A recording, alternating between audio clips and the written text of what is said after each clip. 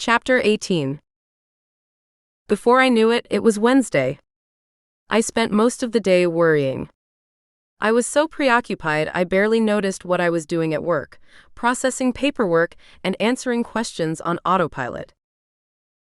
Afterwards, I rushed home to get ready, but once I looked in my closet, I was lost. I tried on half my clothes and discarded them onto my bed before I settled on a new pair of jeans and a brilliant emerald green blouse. As I laced my leather ankle boots, it occurred to me that I wasn't dressing up exactly, but I was still as uncertain as I would be before a date, and for some reason that annoyed me. I arrived early, still nervous. I offered to help Karen in the kitchen, but she refused my help. I ended up in the living room with Bill as we waited for my parents. "How have things been, Nickie?" Bill sat in an easy chair near the fireplace, one ankle crossed over the opposite knee. "Pretty well, I think. Life's been normal, all things considered. I go to work, I come home. Other than enhanced senses and strength, the only thing that's changed is that I'm spending time at the clinic." I stood near the unlit fireplace, too unsettled to sit. "Is your time at the clinic helping at all?" He watched me. "I think so. I've only seen Alexis shift someone a couple times, but I'm learning other things too. I'm meeting people and learning more about being kindred. And I'm becoming friends with Alexis, which I think you planned all along."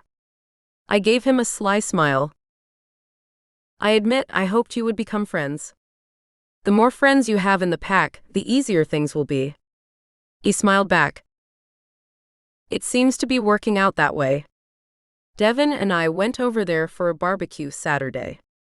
I enjoyed spending time with them and getting to know Hank. "I didn't realize you were spending much time with Devon." "We tend to run into each other quite a bit. Doesn't hurt that we work similar schedules and live so close. We're becoming good friends." "That's good. Where's he working?" "He's working for Dad. Devon talked Dad into hiring him instead of a school kid. I think it's working out well." I moved slowly around the room while we talked, not pacing but roaming. "I've been telling your dad for years he needs to find permanent help instead of kids who work a summer and quit." I nodded, but before I could say anything further, the doorbell rang. "I'll get that and be right back." Bill stood. Bill quickly returned, my parents laughing and smiling with him. I sat on the sofa, trying to keep from looking anxious. "I hear you have a new hand," Bill was saying. "I do.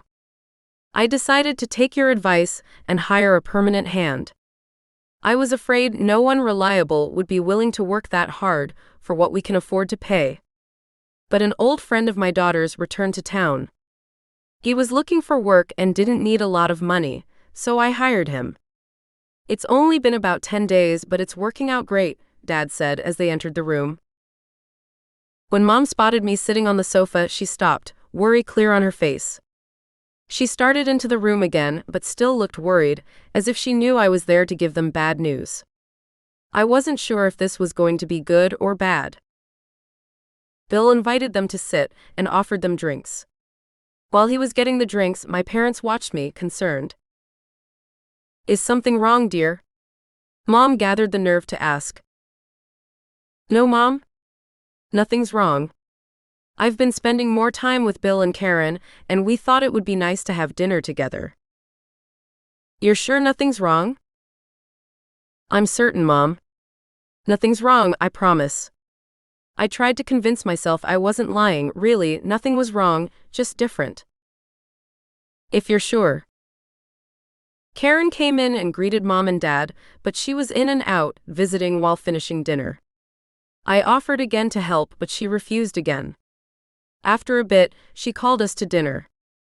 We followed her into the dining room, where she had everything laid out and ready. A roasted chicken with grilled asparagus, a delicious Caesar salad, and fresh, homemade rolls. After we'd eaten, Bill suggested we go into the living room and visit before dessert. It wasn't until we were seated in the living room that my father spoke up. "Why do I feel like there's more to this than meets the eye?" He looked pointedly at Bill. Bill met the look squarely. Probably because there is. My parents waited. I need you to understand, this is very secret. If the secret gets out, I could be in serious trouble. In addition, it would put a lot of innocent people in danger, including Nickie. I know you can be trusted, and I think it would be best if you know the truth. Bill paused for a moment, looking over at Karen as though looking for input. I'm not sure where to start. Karen smiled calmly. He turned back to my parents. He sighed, preparing himself. Karen and I aren't like most people. We're the leaders of a group here in town, and members of a much larger group all over the world, called the Kitsune. What kind of group is it? A religious group? Dad asked, confused. The Kitsune are shapeshifters. We shift into animals. I watched my father, his face never changed. If I hadn't seen the long, slow blink, I would have thought he had no reaction at all. Karen and I become wolves, Bill continued. Are you trying to tell us you're werewolves? Dad asked, disbelieving. Not werewolves, no. But shapeshifters. What would the difference be? Mom shifted in her seat. Werewolves are a creation of myth and Hollywood. What we are is so different from that portrayal, it's like night and day. We're not forced to change with the moon, we don't lose our minds when we shift, and we aren't monsters, Bill said. Is this recent? Dad asked. No. I've been Kitsune all my life. Karen spoke up. Then why tell us now? Mom turned to look at her. Because of me. It was my turn to speak up. What does this have to do with you, Nickie? Dad asked. I asked them to help me tell you, I replied. How do you know about it? Why do we need to be told, why now? Dad persisted. Let me back up a little. First, you need to know it's not possible to become a Kitsune, or kindred as we tend to call ourselves. You're either born one of us or not, Bill said. The worry on Mom's face turned to confusion. I've known since you brought Nickie home that she had kindred blood. But I couldn't tell if she would ever shift, so I couldn't say anything. This only confused my parents more, and I decided it was time for me to come clean. Mom, Dad, you remember about a month ago when Brandon and I went out hiking? They both nodded. I continued, that day I was bitten by a rattlesnake. Panic and confusion spread across their faces, but I didn't stop. I knew better, but I panicked. My panic triggered dormant genetics. I was lucky Brandon was with me, and he has similar genetics, only his were never dormant. He knew what to do, he kept me calm, and he brought me to Bill. What happened when these dormant genetics, as you call them, were triggered? Dad asked. I shifted. I turned into a wolf, I said. I had to get the words out before they choked me. Brandon talked me through shifting back. He explained the basics, and told me he was taking me to see the pack leader. It wasn't until he pulled in here I realized Bill was that leader. For some reason, I was reluctant to use pack terms like anikitos and electo in front of my parents. What about the bite? Mom asked. It healed. Amazingly fast. By the time I got home and took a shower that night, there was no sign of the bite. I pulled up my pant leg and showed my parents. This is where I was bitten. They both looked at the spot I pointed out to them, but there was nothing there. Is that normal? Dad wanted answers. He wasn't looking to me. Faster healing is common. Shifting accelerates the healing, Bill assured him. Is that the only side effect of all this? No. All of the kindred have faster healing, better senses and reflexes, and we're stronger. Bill left out the extra talents many of us have. What are the downsides? Dad was determined to find out everything. The possibility of our secret getting out, alienating our friends.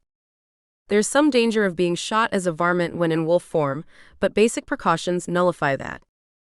Better senses, being stronger, faster healing. He listed some of the benefits he'd listed earlier again as downsides.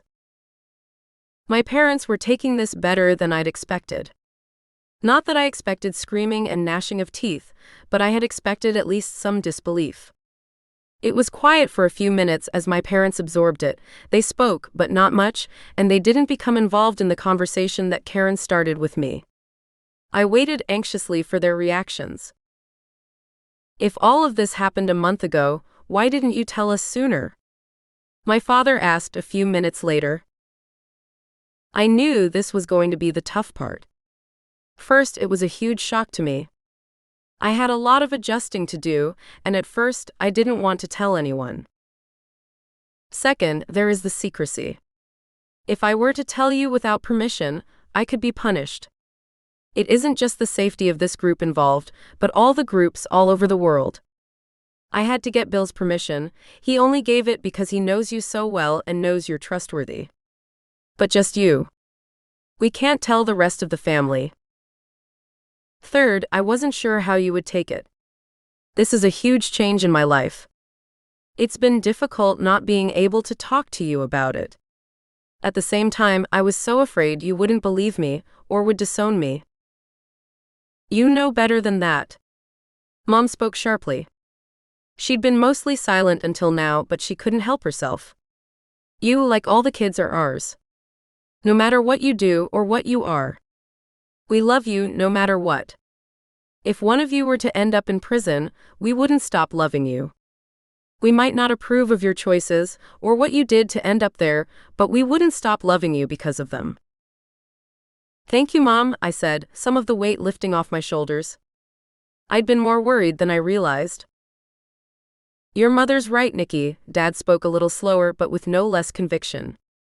You're our daughter, though there's more to you than we realized. We still love you. Tears of relief ran unchecked down my face as I hugged them both. I told you that you had nothing to worry about. Bill patted my shoulder. I sat in my chair. We spent another hour or so answering questions about the kindred. No, we didn't give them all the details, but then I still didn't have them all. It was going to take a while to learn everything about the species I was a part of, but we set their minds at ease. I was still amazed at how much relief I felt after talking to my parents.